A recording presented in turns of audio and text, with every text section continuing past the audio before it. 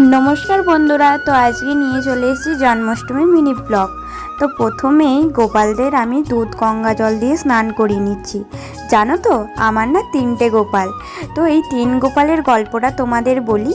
এই পেতলের গোপাল আমার বাবা আর দাদা দুজন মিলে তখনকার দিনে আমাকে কিনে দিয়েছিল। আর আমার তো 3টে গোপাল, যেহেতু একটা হচ্ছে কাচের, একটা হচ্ছে পোড়ামাটির ও একটি হচ্ছে পেতলের। এই যে পোড়ামাটির গোপালটা, হ্যাঁ দেখে হয়তো মনে হবে না এটা মাটির বলে, কারণ আমি রং করেছি নতুন করে। এই পোড়ামাটির গোপালটা আমাকে বাবা আন্দুল রাজমেলা থেকে কিনে দিয়েছিল, সে অনেক বছর আগে। আর ছোট্ট এই কাচের গোপালটা আমি ছোটবেলায় দিদার কাছে বায়না করেছিলাম, তো দিদা আমাকে ছোট্ট কাচের গোপালটা দিয়েছিল। আসলে দেখতে গেলেই এই ছোট কাচের গোপালটাই কিন্তু সবার থেকে বড়। মেজো হচ্ছে পোড়ামাটির গোপালটা, আর পেতলের গোপালটা হচ্ছে সবার থেকে ছোট, কারণ ও সবাই শেষে এসছে।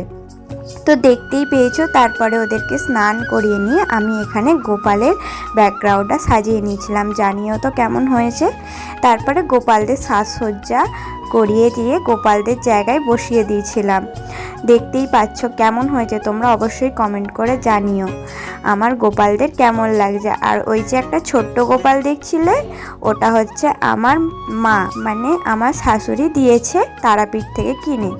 তো তারপরে আমি গোপালের জোগাড় করছিলাম, আমাকে ভিডিও করে দিচ্ছিল হচ্ছে ও। তো গোপালকে আমি তারপরে ভোগ দিয়ে দিলাম, আমরা 3জনকেই ভোগ দিয়ে দিয়েছিলাম সাজিয়ে গুছিয়ে। তারপরে আমি গোপালকে ননি খাইয়ে দিচ্ছিলাম। দেখতেই পাচ্ছ ফল কাটা হয়ে গেছে, মা তো তখন ফল কাটছিল, তোমরা দেখতেই পাচ্ছ।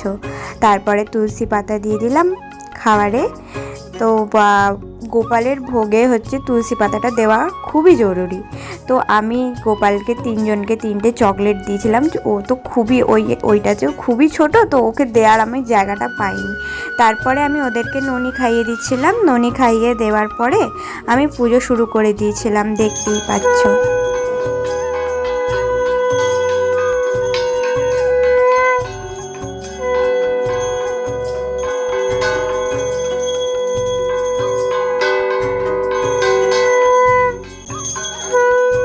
আমি আমার গোপালকে আমি নিজে হাতেই পুজো করি প্রত্যেক বছর। আমি বাউন দিয়ে পুজো করাই না, কারণ আজ পর্যন্ত সেই সামর্থ্য হয়ে ওঠেনি। তো আমি নিজেই যতটুকু পারি আমি নিজে হাতেই আমি পুজো করি। তো এখানে ফল তারপরে যা যা ভোগ ছিল সব কিছু দেখিয়ে আরতি করে গোপালকে সব কিছু দিয়েই পুজো দিয়ে দিচ্ছি, দেখতে। আর আমাকেও পেছন দিক দিয়ে ভিডিও করে দিচ্ছিল, দেখতেই পাচ্ছ। পুজো হয়ে যেতে আরতির সবাইকে তাপ দিয়ে নিতে বলছিলাম। এখানে আমার মা ছিল, ও ছিল, আর পটু ছিল, আমি ছিলাম। তো দেন তারপরে ঠাকুরকে আবার একটু দই খাইয়ে দিচ্ছিলাম। পাড়ার কালী পুজো জন্মাষ্টমী একসাথে পড়ে গেছিলো, তো আবার সেখানেও পুজো দিতে যেতে হবে, অনেকটা দেরি হয়ে গেছে। তো শেষে চন্দনের টিপ দিয়ে পুজো শেষ করে নিলাম। আজকের মতন এখানেই। তোমাদের কেমন লাগলো জানিও।